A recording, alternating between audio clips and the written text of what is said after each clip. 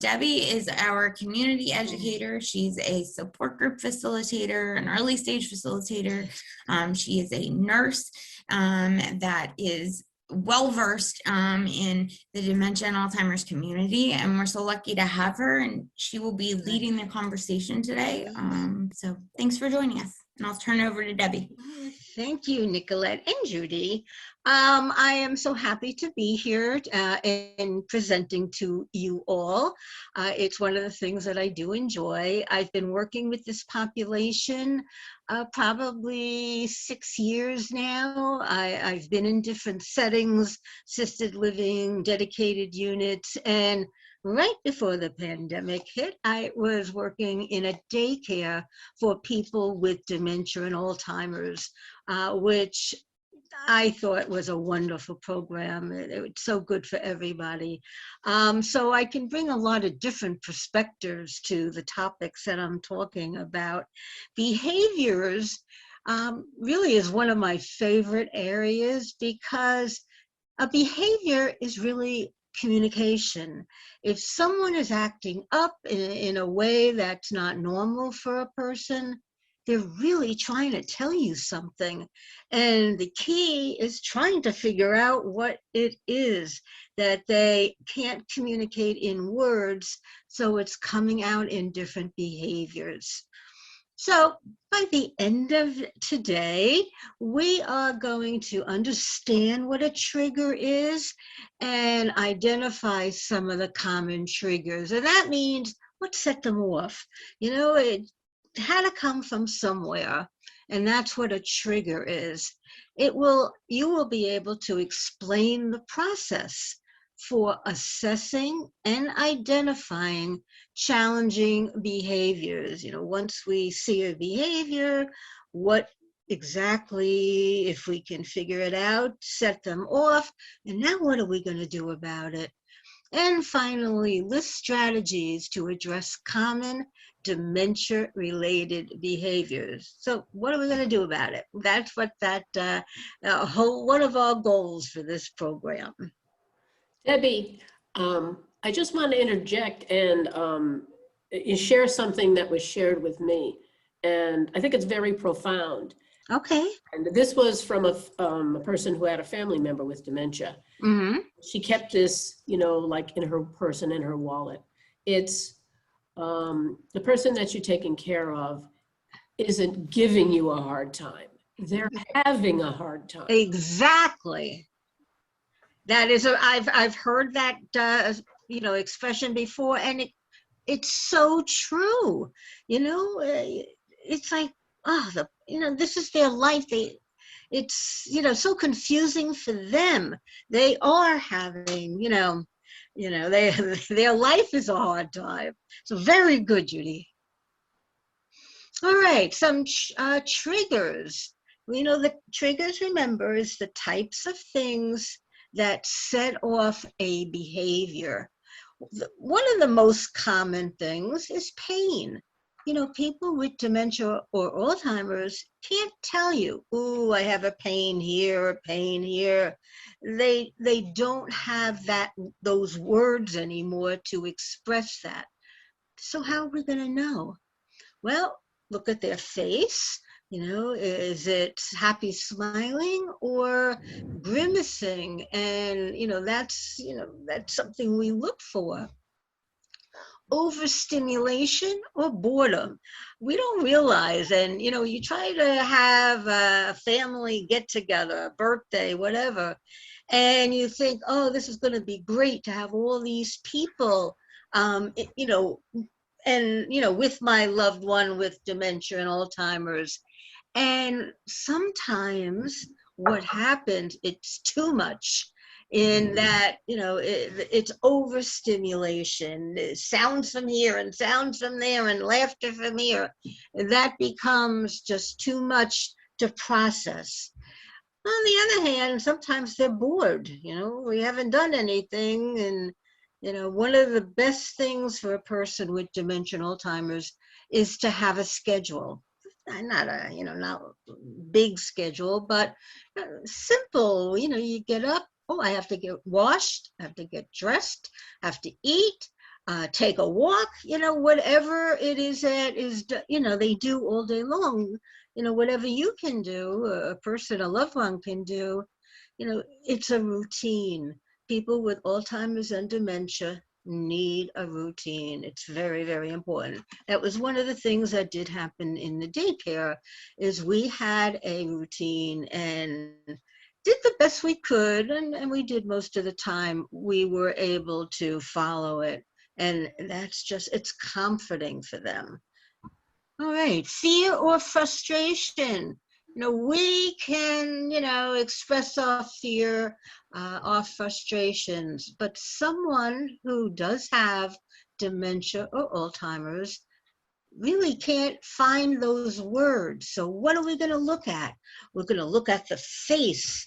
There is a look on a face if they're scared or frustrated.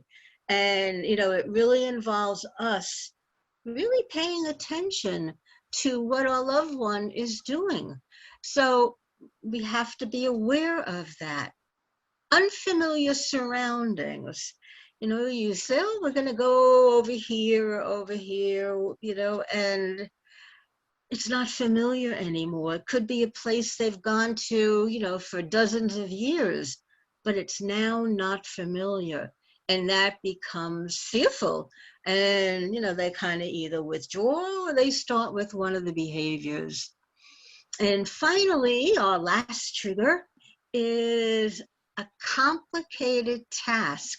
Now, we might not realize it's complicated, but anything with more than one step could become complicated for them. So if you're planning to have lunch, you can't say, oh, I'm making a sandwich. Do you want juice? Do you want soda? Do you want water? And, grab a napkin and sit down. Too much, we're having lunch now, and come sit down, break it apart. Too many things in a direction is too much for them. They cannot process. Now, it's really important to understand the steps that are involved in figuring out the behavior. We really have to be a detective. And so some of these steps include, well, let's look around. Let's see if we can figure out what is going on and connect it to the behavior that is being exhibited. So the first thing we want to do is, of course, address physical needs first. Then we want to look at emotional needs. And then, of course, we want to reassess whatever it is that we've done. And if it worked, great. Little bit worked. And, be ready for the next time. And so these are the steps that we will always apply to figuring out what the behavior is all about. So this detect and connect step, like I said, we are now detectives. So first thing we have to do, and you probably hear this a lot when we talk about dementia people or people with Alzheimer's, is you have to get into their reality. And, it means forget that, here you are in, June 2021. Like, try to see what they're seeing, the world through their eyes. They're not seeing what you're seeing. They might be back 10 years ago and looking at the world. So try to join that person in how they're looking. Understand the person's reality in context before intervening. So remember the who, the what, the where, the when, and the how. All of this together, helps to assess and make a plan. Now, one thing that's really important, and, sometimes, spending a whole day and a frustrating day, it is hard to do this, but you must approach the person calmly and respectfully. Don't rush over there. Some of the behaviors we want to do that scares a person and they're going to react. Calm, smile on your face, be respectful. I try never to raise my voice above this when dealing with a person that's exhibiting some behaviors. Also, don't rush them. If looks like they're going to be violent, back away. A distance. We've been distancing now for 15 months?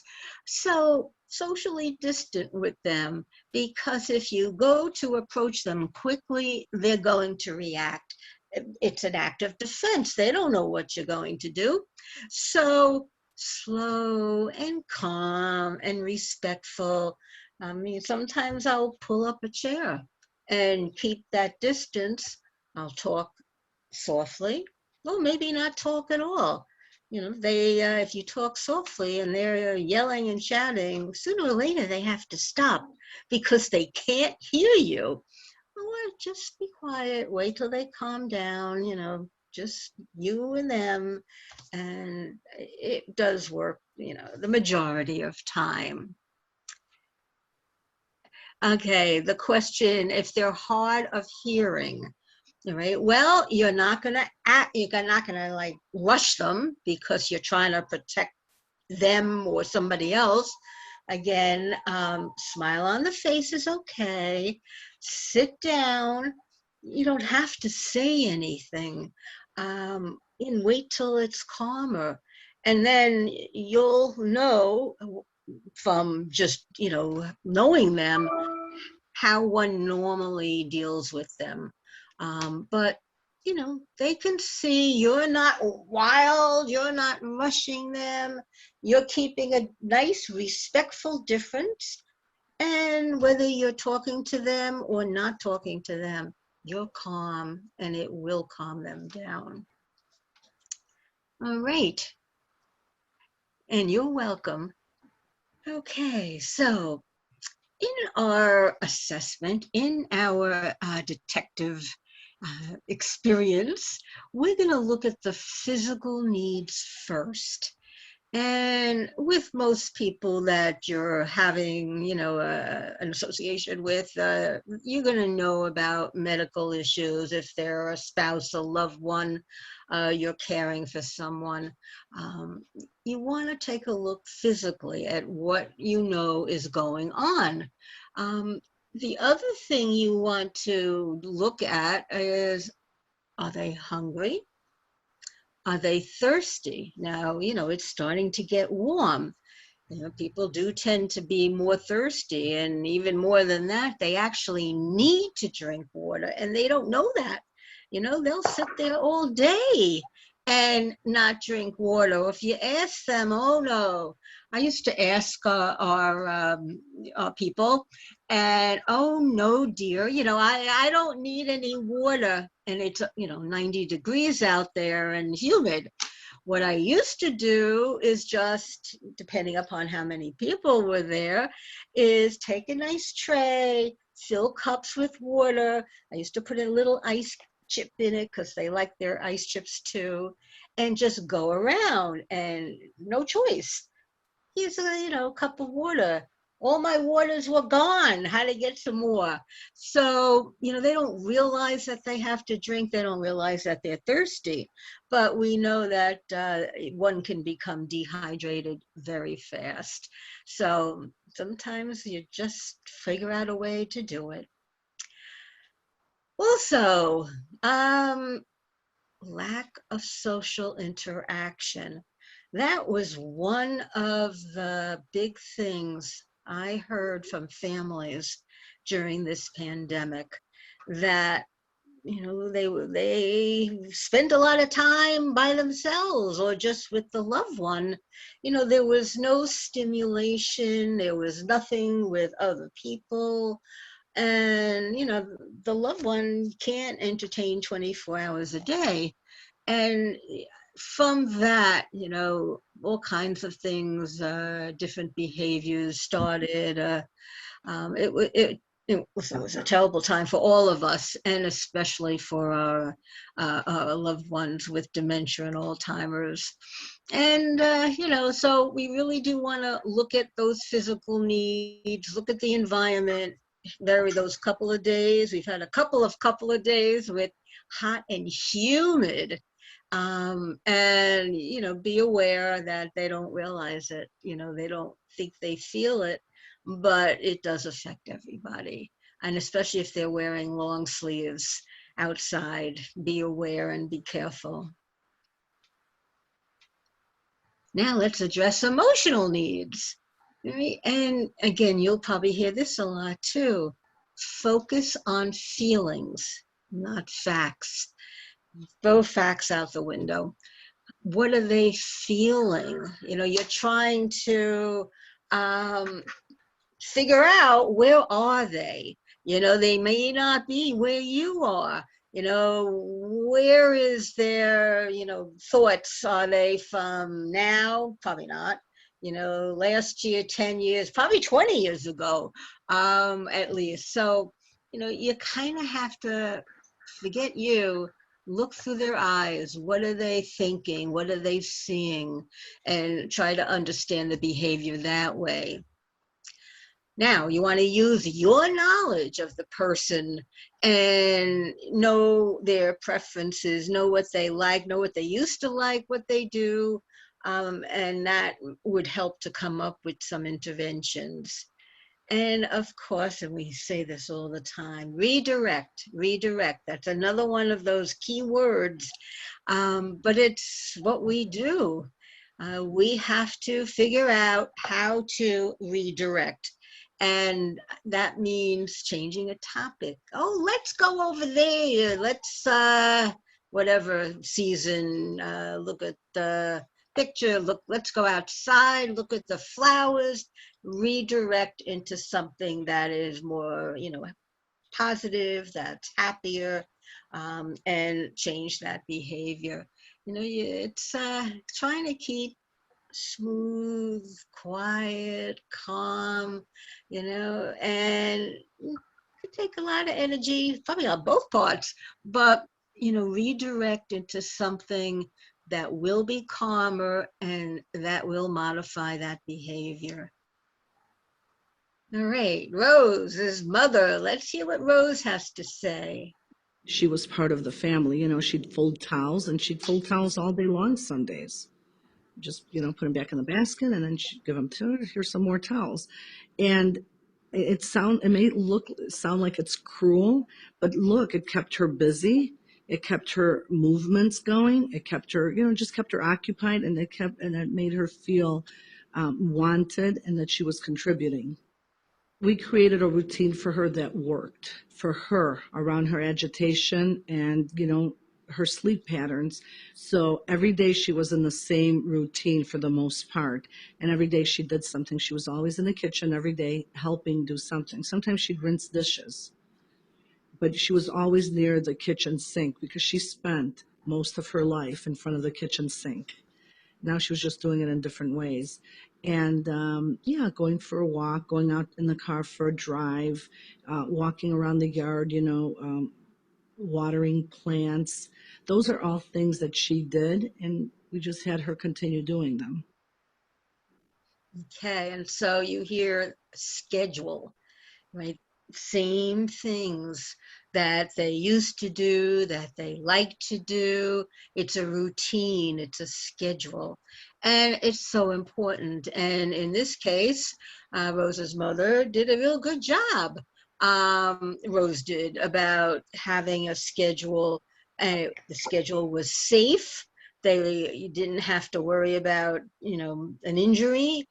Things that were done all the time. And that's what we have to do. That's, the schedule part. And it does help you too, otherwise it's exhausting, trying to figure out, oh, now what are we going to do? And, a schedule of what they like to do, what they always did is fantastic.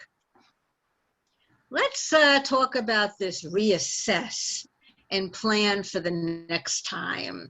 So let's go back and, remember, detect and connect. So where are the detectives looking for the clues?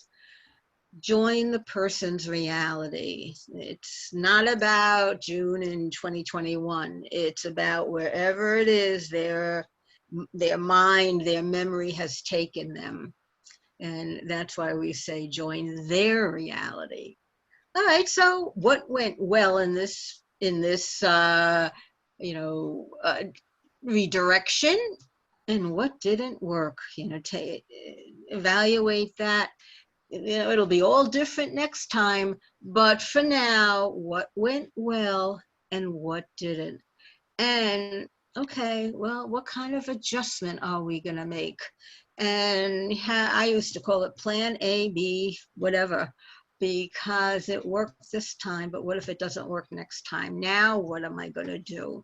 And, that's how we can assess and reassess and have that plan A, B, C. We can apply these things to any behavior. This detect, this connect, address physical needs, emotional needs, and of course, always reassess. Let's talk about one type of behavior. That's anxiety or agitation. And what we're going to kind of talk about when we are discussing these behaviors, we're going to apply it to a real life scenario. So we're going to call her Anne, and she is a person with Alzheimer's disease, and she just paces the house, mostly late afternoon and evening. And so she seems distressed and, maybe an over-reliance on people. So let's look further into her agitation, her anxiety. All right, so remember our 4 steps: detect and connect. So what are we going to detect and connect? Well, one thing is to know that she was a nurse, and she was a nurse in the evening or overnight. And so what do nurses do for the, late shifts? Well, they're always watching, I gotta be there. We're kind of on the opposite of everybody else. And she gets very anxious because she still has that ingrained, I have to go to work. And they looked at her, how she was acting, even looked at her shoes, because she was walking so much around the house that she wore out her shoes, and therefore her feet started to hurt. So, we kind of take all that in when we are trying to detect and connect.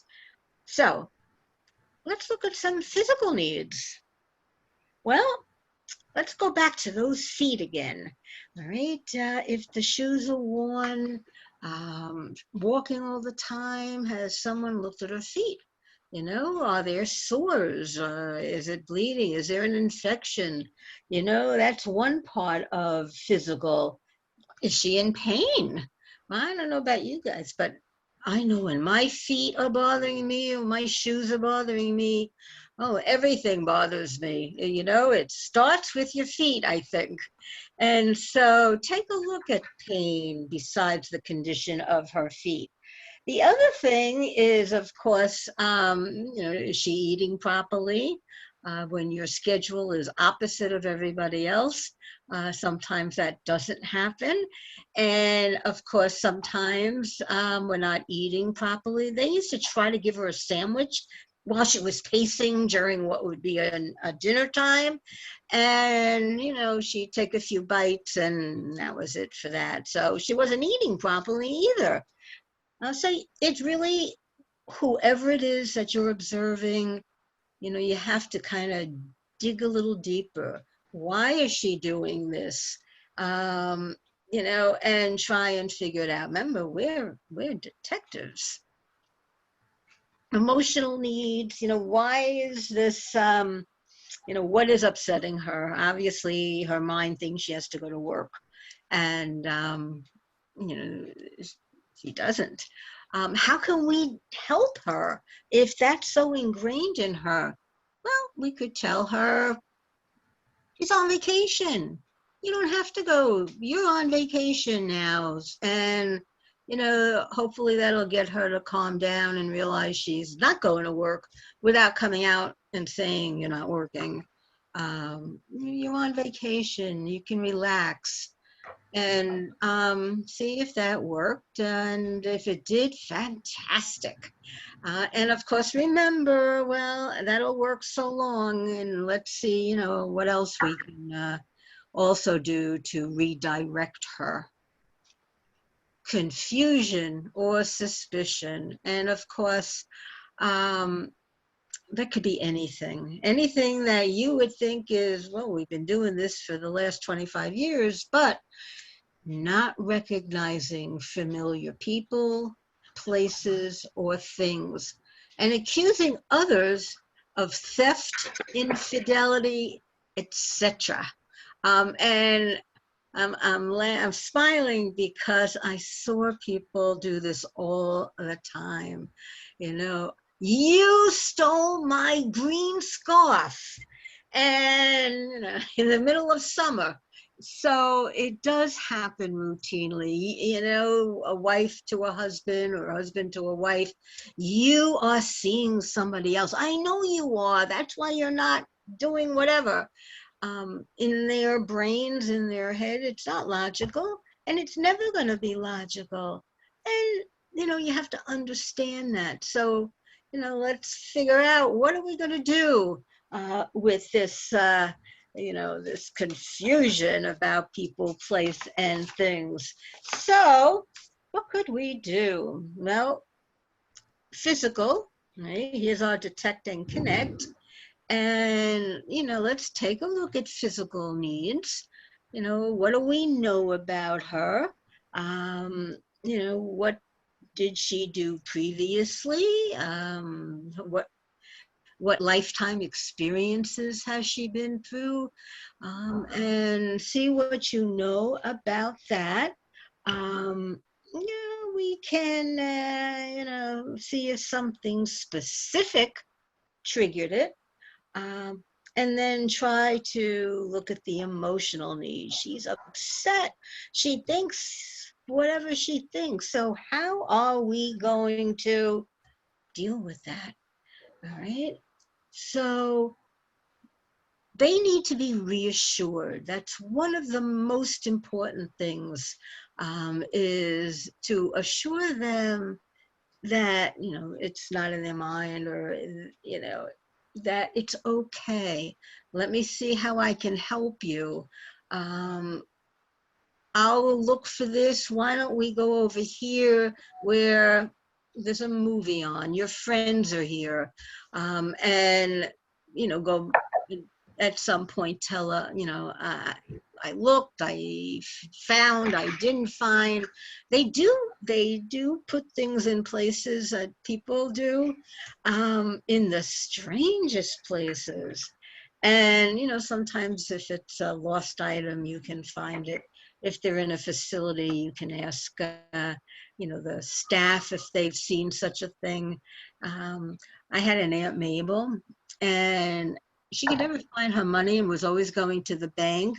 When she went into a facility and we had to clean out her apartment, and my husband, who was designated to do that, every day he'd call, because they were in Florida. You'll never guess what I found and where I found it.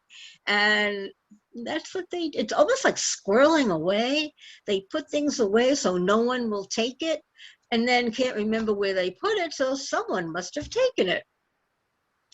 So we want to, assess all those needs that they have, the emotional needs, reassure them.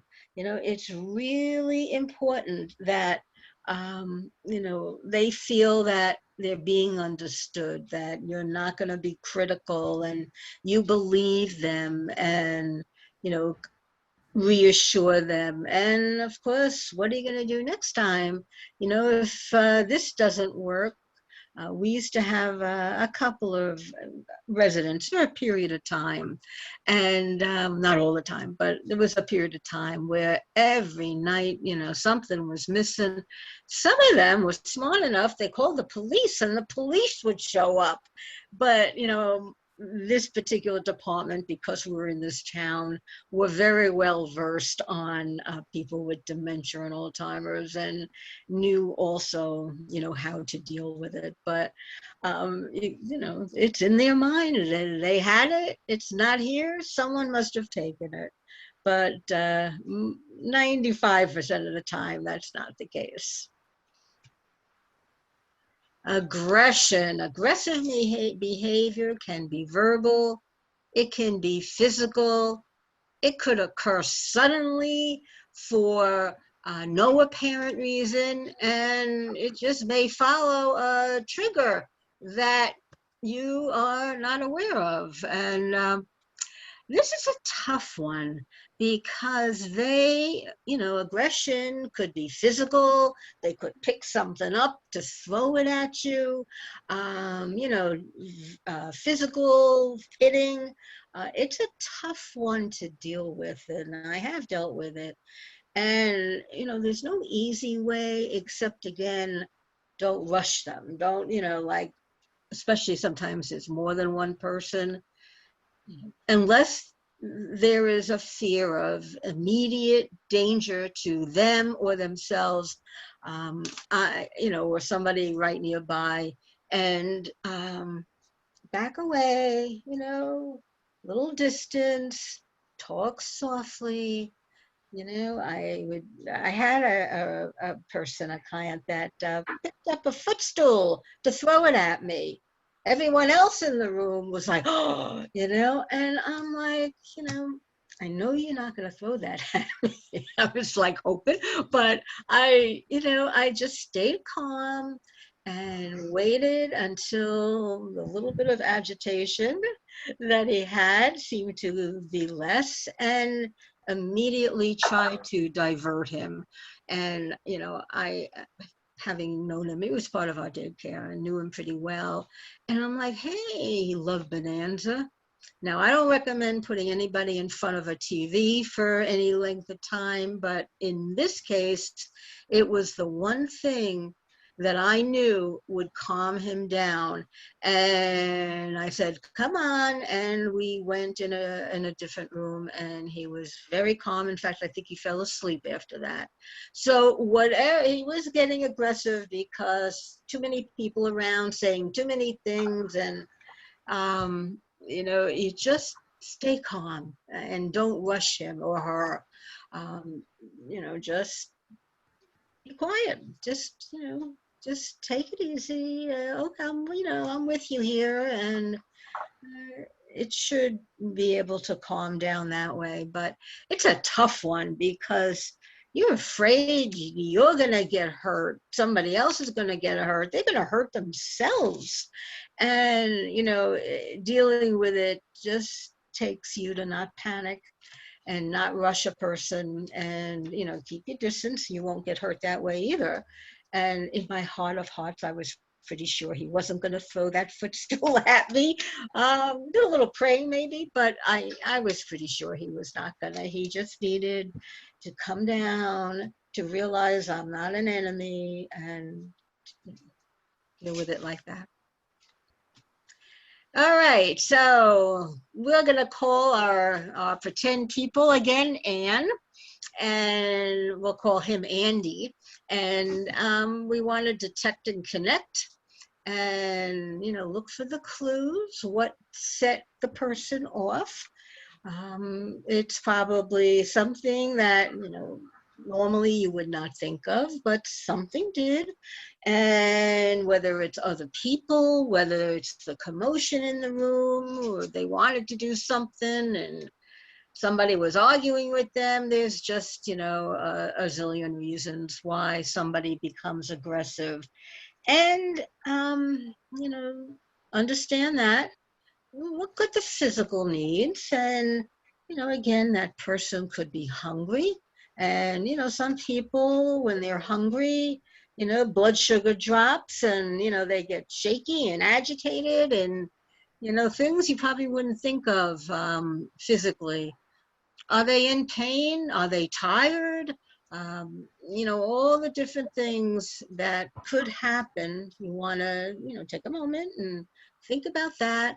Sometimes somebody's going to the bathroom a lot. And let me tell you about that as a clue. If you notice that a loved one is going or asking to go to the bathroom a lot more frequently, or if they're, wearing some type of brief pull-up, then and it's wet a lot more often, think urine infection. Urine infection, it is amazing what it does to a person before anybody even realizes that there's a urine infection. And, if there's all of a sudden change, think that too. And then add that to going to the bathroom frequently or more frequently, think urine, and see, steps to take to see if they have a urinary infection. All right, so addressing emotional needs. What's going on?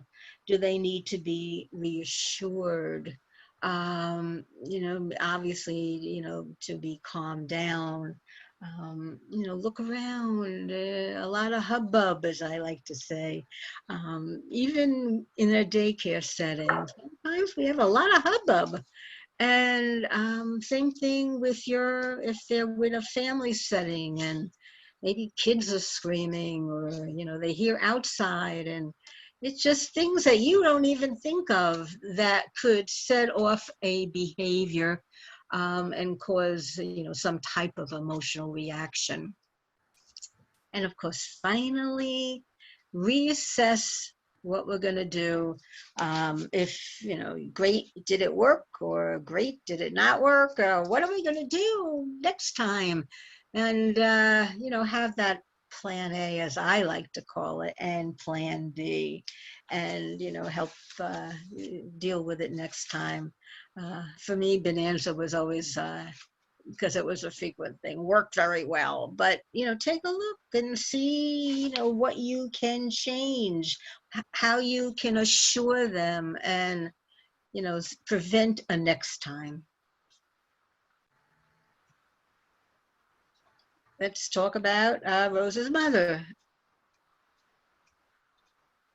On the tough days, my husband and I would switch off. And my mom had forgotten all her English and had gone back to speaking only Greek. So she just spoke Greek, and my husband doesn't speak Greek, so it was perfect. So when she was agitated and she was cussing and yelling and saying all kinds of obnoxious things, my husband couldn't understand. So to him, it didn't matter. So when she was in that mode, we'd switch off, and, he'd take her for a drive. She'd stare out the window, eat fries, and she'd be fine. And it would give me a break to really decompress from some of the stuff she was saying, that I know she was just saying them, their words, but, I'm a human being as well, and I was taking them personally. And I understand that. Certainly, having the person who is caring for a loved one, you really do need to have someone to help you, husband, grown children, neighbors, friends. You need a break too, and you need to remember that it's okay to ask for help and get that emotional break, because it does wear you down. Yes, one of the questions was, is it normal to go back to their, first language? And yes, it is, because that's way back, and that is embedded in their brain. And yes, I have seen that Of course, unless you're in a place where other people are definitely multilingual, you don't understand. We had a lady in our dedicated unit from Russia, and she would talk the dog, da, da, da. I had not a clue. I smiled, and I would say, um, I'm just reading the thing here, Ginny. You can tell us about that. Yes. Um, on and on. Now, I knew she knew English, and I would say to her, I don't understand, speak English. Yeah, once in a while she did, once in a while she didn't. But yes, it's very, very common. And if you don't speak the language, it's just one more thing that makes it a difficult situation. But again, that's where you go through your normal routines. They know their routines. Sit down for your meals, dress, undress, do your hygiene, whatever they are still capable of doing. And that's what they're going to do, is go back to that language when they were young. So not easy. All right, so aggression. Usually, aggressive behaviors associated to dementia are upsetting but not dangerous. And let me, emphasize the word usually. They are upsetting to everyone. Do know your people. Occasionally, it could be dangerous. And, that's where, we've had over my many years, we had people who knew where the knives were. And so we ended up having to hide the knives in the kitchen because we were afraid that something would happen. We had windows, like everybody else. You have the glass and the screen, and we were on a first floor, and we thought we had them locked pretty good, but it takes a clever person to look at, the locks and the screws. We ended up having to take some additional measures. You kind of always have your eyes going in the front and backs of your heads, because you don't know what's going to happen. Aggression pops up, when normally it's not a person who's aggressive. So, we just want to be aware and make sure that they don't hurt themselves or you or anybody else. Talk to the doctor. And I do want to emphasize that it's so important to maintain communication with the person or persons providing medical care. Sometimes aggression is due to infections. Sometimes it's due to interactions of different medications or different illnesses. And, it's something that normally, whatever normal is, might not happen, but in a person with dementia and Alzheimer's, it could very well. So yes, just be aware. Most of the time, like the guy with the step stool, I was pretty darn certain he would not hurt me, but, just I wanted to make sure no one else was hurt.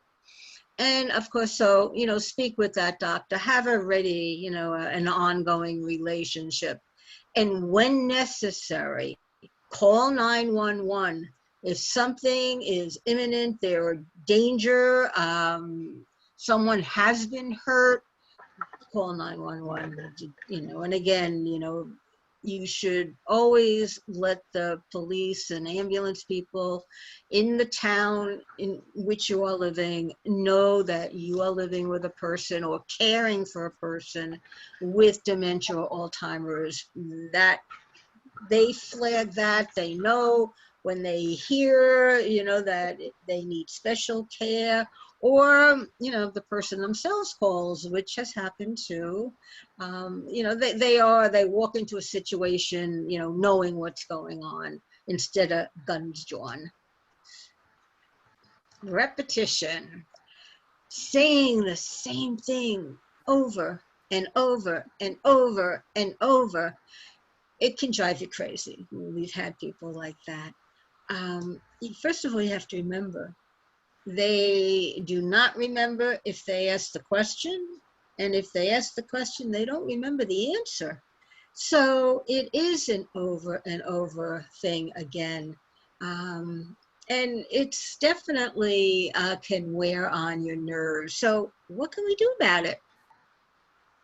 Well, I'll tell you some of the things we did that helped some people. If it was, we had a lady that, what time am I going home? What time am I going home? Or what time am I going out? Or what time am I eating? We wrote out her daily schedule. And I mean, it wasn't complicated, you know, the morning, eat, fold, wash, whatever it is was on the schedule. And we would either give it to her or post it, depending upon your situation. Or we use Post-it notes in the bathroom. Don't forget to brush your teeth, or just put brush teeth, brush hair, you know, whatever it is that they seem to have a hard time saying. But the repetition of, what do I do? What do I do? What do I do? When am I going? When am I coming? When is that person coming? You know, it's grating on your nerves, I will tell you. So, you know, try some other things. As long as this little lady, we always gave her a nice, on pretty paper, her schedule of the day, and she'd put it in her pocket. And then she would ask, and I would say, do you have your schedule? Oh yeah, it's in my pocket, and take it out, you know? So try to like retrain a little bit and help you. And, you know, in the end, they're going to repeat because they don't remember, and they don't remember the question. They don't remember the answer. Sometimes they just want to be reassured of something. You know, somebody's coming. Yes, somebody is coming. What time? You know, just it's 4 o'clock. Don't argue with them. Don't say, I already told you. That's the wrong things to say. Just answer it as if this was the first time, and try to redirect them. You know, somebody's really, you know, doing things with their hands, helping in the kitchen, doing a puzzle, depending upon what their ability is. If they're busy with their hands, they're not thinking about what time, or what are we eating. And so, you know, you do try to redirect them so they're concentrating on other things. Let's hear from Dr. Fazio. He is our Director of Special Projects for the National Office of the Alzheimer's Association. Repetition is really one of the most common and also frustrating behaviors for caregivers. It's important to really just take a minute, take a breath, and really think about how you could help that person with the answer that they're looking for. It really makes no sense to sort of bump heads with them and try to correct them or try to tell them to stop asking it, because they really can't remember that they just asked you that a minute ago. So thinking about how you could provide an answer that's reassuring, even though you might be doing it over and over and over again. So true. So I'll answer that last chat in a few minutes. So let's keep a person's situation. What is going on? What are they obsessing about, really? You know, does it have to do with going out, coming in, somebody coming, somebody calling? What are we eating? What are we doing? You know, this is what you want to look at. Is there something we can do that will help, like the little pieces of paper or the Post-it notes, or, you know, whatever the situation is? You know, what can we do that will, you know, help that? Always look at physical needs. You know, what is the, you know, what do you know about that person? Emotionally, is there something that upset them? You know, are they waiting for something that's not going to happen? Are they thinking about something from their past? You know, as a loved one, you probably know them better than most of us. And, you know, what's going on? What's really going on with them? And, you know, try to redirect them and reassess if it worked, have plan A and B and whatever else. I used to say, oh, I have to go up to Z now, you know, but have a plan. It's really as simple as it could be, you know, redirect them, come help me do this. And, you know, repetition is what it is. You know, it's something they do because they don't remember. All right. Oh, okay. Wandering. Statistics say 60% of people with dementia will wander, and it can happen at any stage without warning. And, you know, wandering is when, you know, they leave their home or area that they're in, and for whatever reasons going on, they're going home. It's a big common one. I'm going home, and they leave. I'm going to the corner. I'm going to work. Lots of reasons that people in their minds think they have to go from where they are to someplace else. And this is, you know, this is a scary stage. And so what can we do? What can we figure out? And I have a few suggestions I want to talk to people about, all of you anyway. So let's look at our steps. Detect and connect.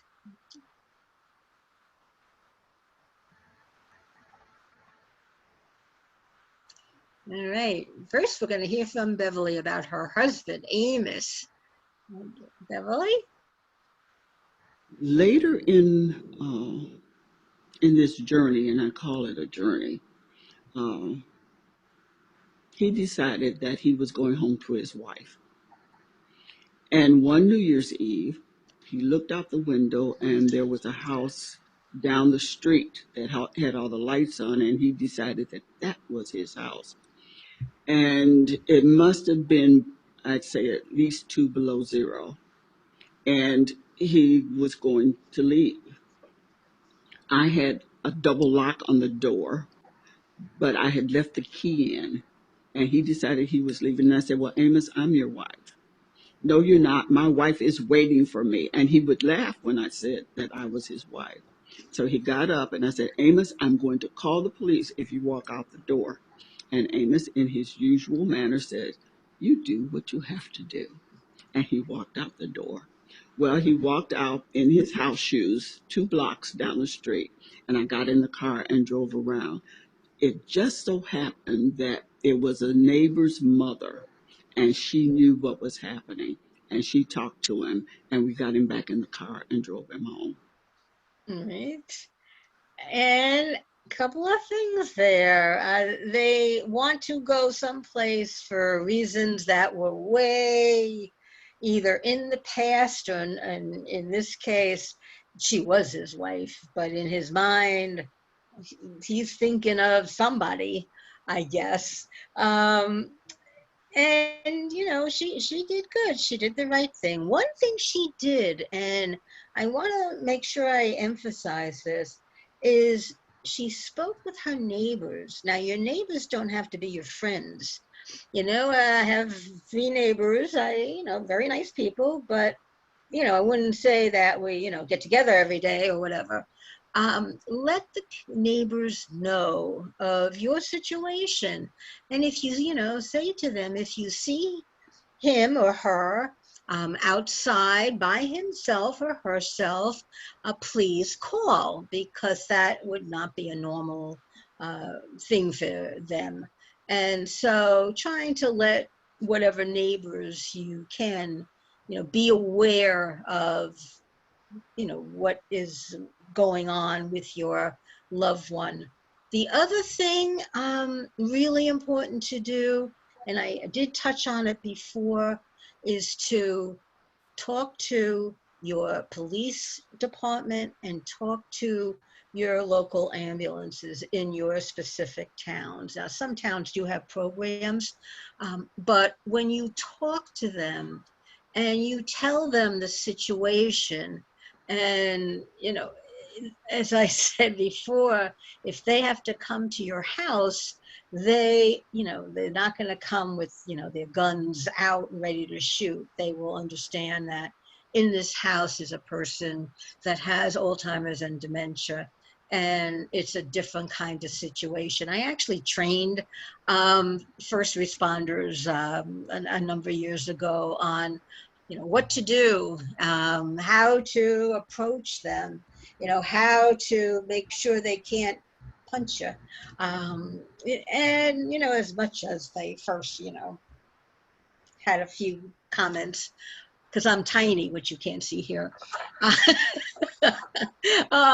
They, I got them involved, and they really got it at the end. So talk to people, and, you know, especially them, they'll mark it down, you know, where they keep streets and whatever, that this is your situation, and they'll come better prepared to be able to deal with it.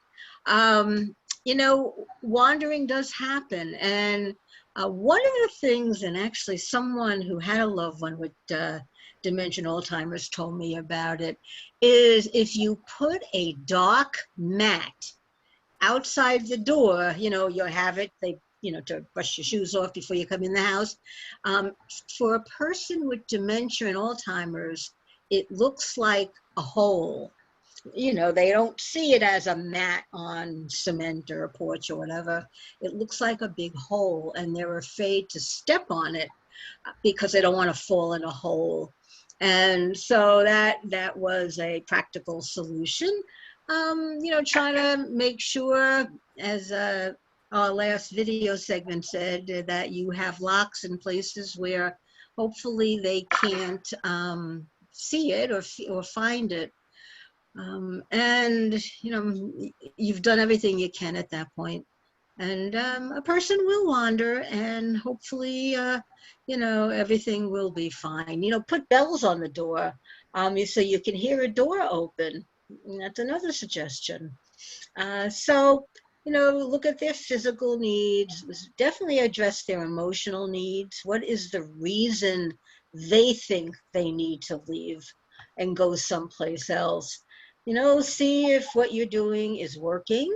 Great if it's working. And what do you know, what's another plan in case things change? All right, now we have and I'm sure in your previous educational presentations, we've talked about all the different resources that we have out there. As I wrote first in the chat about having your 800 number right by a phone, right by every phone. These are the people to call at 3 o'clock in the morning if you can't sleep, and someone, you know, whatever's bothering you, you call the number, someone will answer, and they will talk with you. They will make suggestions. They will help you find the right resources in your community to help you. You can also go online, alz.org, and just go through all the wonderful resources that are listed. You could spend a really long time between all the resources and all the articles that are posted and in the library. It's a wonderful, wonderful resource. alz.org, you can find the Alzheimer's Navigator, which helps you make a personal action plan. You know, what do you need? What resources do you need? And it will help you do that. Caregiver Center, certainly any of you that are caring for a loved one, this might be a good spot for you to check out, because we just encounter so many different things. that you just don't even think of. Safety Center will give you suggestions, just like I gave you before, things to do in the house to make it safe, out of the house. Your helpline, as I said, if you're looking for a support group, you've got a great resource here for seeing all these educational programs and what else is out there and available. And of course, we do provide training. So it's real important you become familiar with this website, alz.org, and know what the helpline is. We love if everyone could get involved in some way.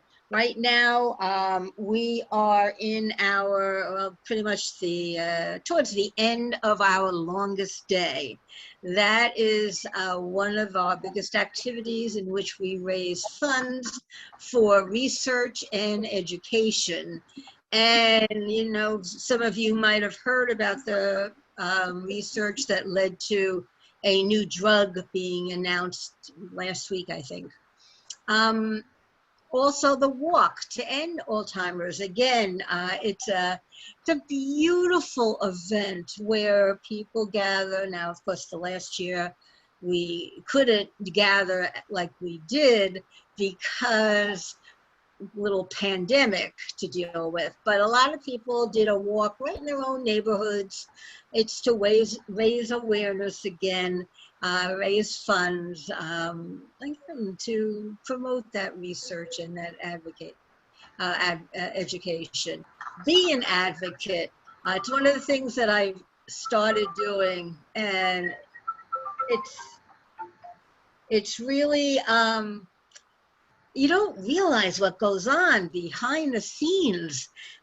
When we have our meetings, usually there is some bill in front of Congress or the state, and we send letters or phone calls to them saying, you know, please, you know, approve whatever it is. We did it a week or two ago, and I got a letter from the governor. I said, whew, that was quick. So, you know, it's not so much the names of the people that sent this, but the volume, how many people are out there advocating for people with Alzheimer's and dementia. Now, trial match, this is a very interesting part of the Alzheimer's site. And, you know, I used to think that when I heard the word trials, it was different medications that you took. Some were real, some were fake. But our trial match is more, initially anyway, questions. You know, want to help, and you go online and you find trial match, and they decide if your, you know, background history would be of service. It's questions. So, for example, the heart.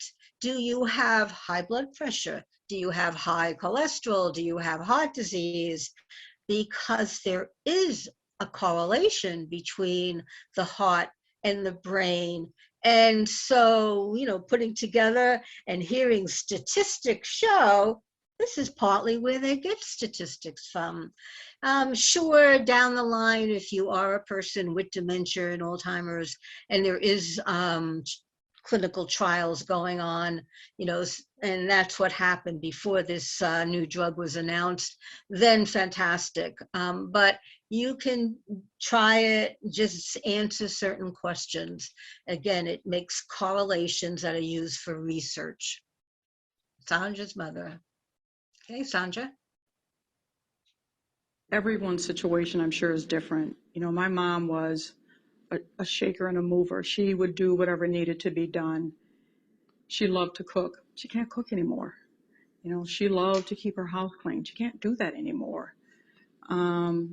And it's tough. I don't have all the answers when she's sitting there and my dad's cooking. I don't always know what to do. I have to learn to be comfortable with that. And if I may say, that's a big part of this, learning to be really comfortable with your own limitations, learning to be comfortable with the fact that you don't know the answer, learning to be comfortable with you're in a situation and you think you need to give her something, but you don't know what it is. You're taking her around the flowers and she's not responding. You're taking her for a walk and she's really not there with you. I don't always know what to do, but I try. All right, now, as you can see, Sandra's mother is in the late stage of Alzheimer's, and late stage, very different than the first and middle stage. This is when they really are losing, all their abilities, their activities of daily living, to react. The last stage is a tough thing for you to live through, but, it's, as she said, the big thing is you being comfortable in what you are and cannot do. It's not anything is nothing that's your fault. It's the situation. And the fact that you are there and just present, you don't realize it is so important. And you're not going to be able to, to do much in this stage except be present, hold hands, talk to them, read to them. And that's great. And, coming to grips with that, that's important, I think. The last question from Ginny, was it, because I think I covered all the others, is it common for them to talk less? Because when she talks, it takes her breath away. I hear her inhale deeply or stop or try to catch her breath. Well, I guess a couple of things have come to my mind. What stage is she in? And does she have any respiratory ailments, diseases? Those are the two things that I would need to know ahead of time. It is just possible she's lost that ability. When you talk, we all figure out at some point you have to take a breath. And, that's part of what we learn when we're young. Some, depending on the stage, there is such a thing as, speech therapy, which can teach you how to talk and breathe. But I would need to know, or you would need to know, what stage, and is there any other physical reasons that we're not aware of? Okay, any other? How do you identify what stage they're in? Well, it's not so much we identify it, but I'm going to make it simple. In the first stage, people are pretty much operating okay. They can do their own activities of daily living, which means washing, bathing, brushing teeth, brushing hair, getting dressed. All of those things we do naturally are done in the first stage. In the last stage is when they can't do any of those activities. And that's, most of the time they end up just lying in bed and unable to, eat and do all those other normal activities. So in between, which does tend to be the longest stage, is when they start not being able to do some things. They need encouragement. They need tips. Don't forget too, those where your little stickies could come into. They are kind of shying away from being with groups of people because they know they can't follow the conversation. So you start to see changes. They still are, up and moving around and, trying to be a part of what's going on, but you see them becoming more reluctant, maybe not eating what they used to eat.